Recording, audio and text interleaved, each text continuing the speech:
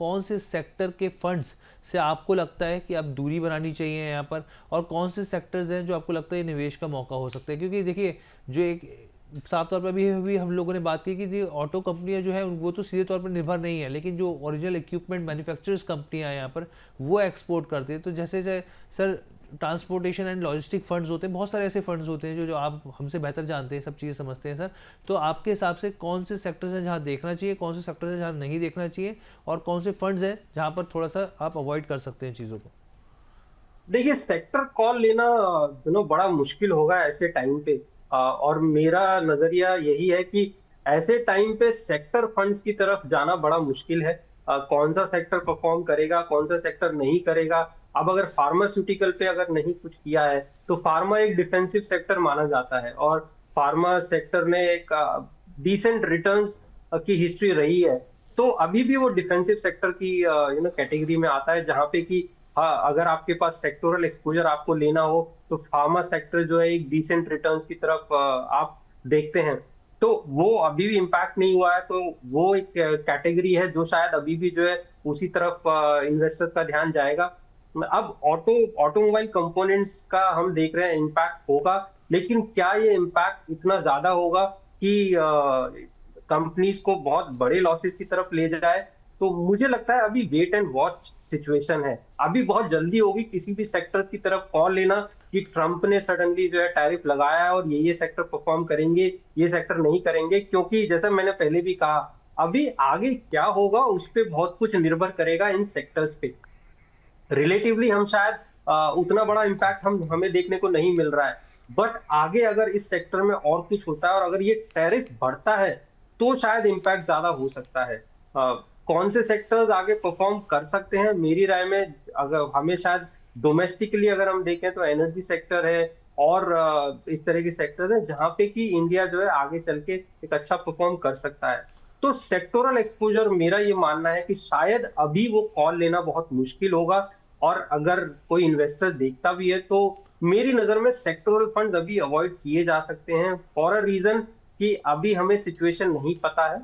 आगे एक साल के अंदर बहुत वॉलेटाइल रहने वाला है। अभी ट्रम्प के और क्या डिसीजन होंगे उस पर बहुत कुछ निर्भर करेगा कि कौन से सेक्टर वाकई में परफॉर्म करेंगे या कौन से सेक्टर्स को इम्पैक्ट जो है ज्यादा होगा।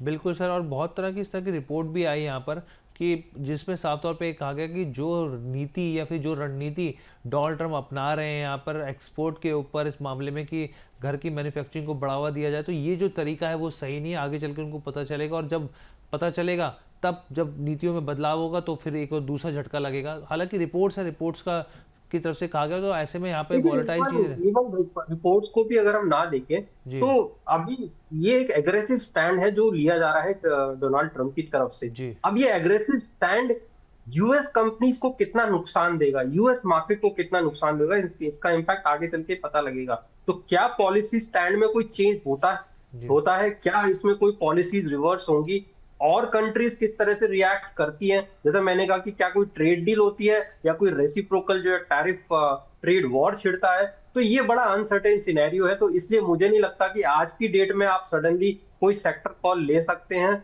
वेट एंड वॉच पॉलिसी होगी सभी निवेशकों के लिए। ठीक है सर।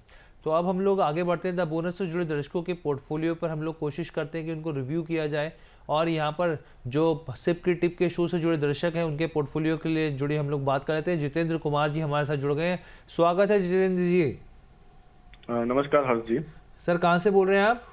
मैं गाजियाबाद से बोल रहा हूँ। अच्छा, अरे आप तो काफ़ी पास से बोल रहे हैं, हम लोग नोएडा से, तो आप गाजियाबाद से। क्या करते हैं सर आप? जी मैं जॉब कर रहा हूँ प्राइवेट सेक्टर में। अच्छा, प्राइवेट सेक्टर में जॉब कर रहे हैं आप।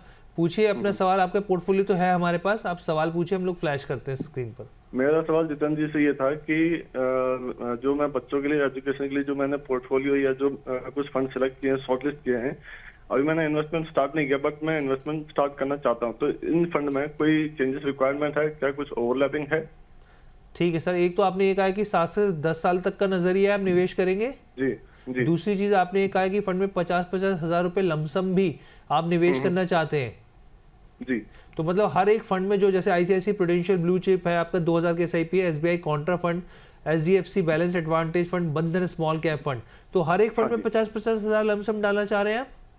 हाँ जी, क्योंकि अभी आप सभी को पता है कि अभी मार्केट अभी थोड़ा सा डाउन ही है अभी, जी। तो ये समय जो है लमसम के लिए भी अच्छा है, तो मैं थोड़ा सा इसका बेनिफिट लेना चाह रहा था। अच्छा, ठीक है सर। तो जितेंद्र सर, आपसे सवाल यहाँ पे ये रहेगा कि सर आप भी बताइए कि एक तो ये बच्चों के लिए म्यूचुअल फंड बेसिकली प्लानिंग कर रहे हैं, 7 से 10 साल का इनका नज़रिया है, एसआईपी तो चलेगी, साथ साथ 50-50 हज़ार रुपए की लमसम भी यहाँ पर हर एक फंड में ये निवेश करना चाह रहे हैं। सर आपके हिसाब से फैसला सही है या नहीं सर? देखिए, दो चीजें हैं।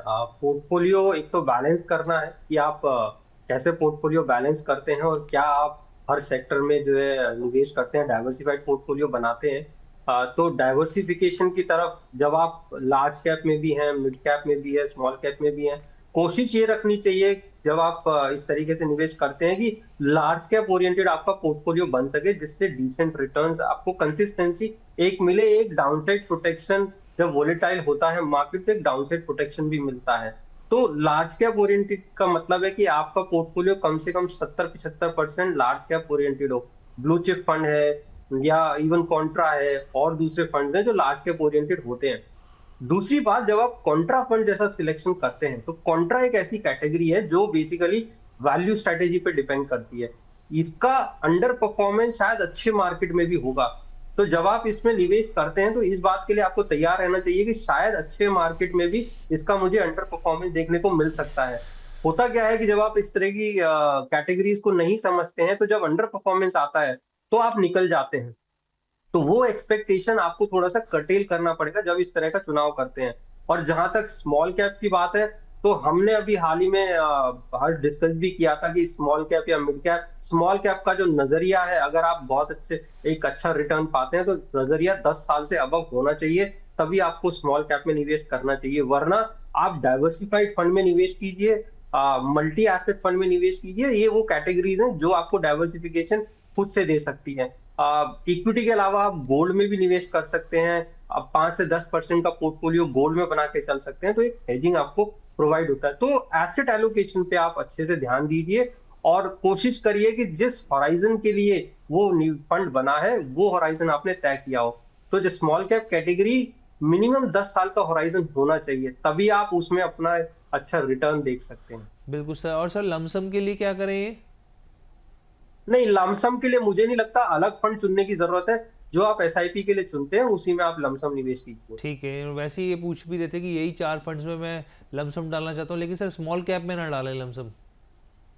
नहीं, देखिए, लमसम इस पे डिपेंड नहीं करता कैटेगरी पे। लमसम या एसआईपी आप दोनों तरीके से निवेश कर सकते हैं। जैसा मैंने कहा, स्मॉल कैप जैसी कैटेगरी को आप जब चुनते हैं तो आपको ये निर्णय लेना होता है कि 10 साल से ऊपर का नजरिया होगा ही होगा मेरा। जी। और जैसा मैंने कहा, हमने भी अभी रिसर्च भी हमने डिस्कस किया था कि स्मॉल कैप में कब जाके आपका रिटर्न आपको दिखता है।